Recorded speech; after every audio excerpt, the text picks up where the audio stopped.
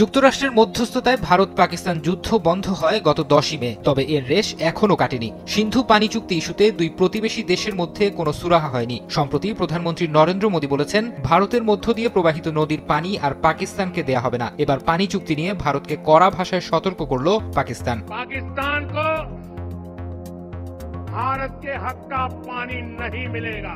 দেশটির কেন্দ্রীয় পানি সম্পদ মন্ত্রী মঈন ওয়াটু বলেছেন, নয়াদিল্লি সিন্ধু পানি চুক্তি বাতিল করলে এটি হবে ইসলামাবাদের বিরুদ্ধে যুদ্ধ ঘোষণার শামিল। শনিবার এক সেমিনারে তিনি বলেন, কোনো পক্ষই এককভাবে এই চুক্তি বাতিল, স্থগিত কিংবা পরিবর্তন করতে পারবে না। ফলে ভারতের সঙ্গে চুক্তিটি এখনও বহাল আছে দাবি তার। তিনি আরও দাবি করেন, সিন্ধু পানি চুক্তিতে পরিবর্তন আনতে গত 8 এপ্রিল ইসলামাবাদকে চিঠি দেয় নয়াদিল্লি। বিষয়টি নিয়ে দুই পক্ষের বৈঠকের সম্ভাব্য স্থানের বিষয়ে জানানো হয় চিঠিতে। তবে এর 2 দিন পরই ভারত একতরফাভাবে চুক্তিটি বাতিলের ঘোষণা দেয়। এভাবে চুক্তি স্থগিত করে রাখাকে আন্তর্জাতিক আইনের গুরুতর লঙ্ঘন বলে মন্তব্য পানি সম্পদ মন্ত্রীর।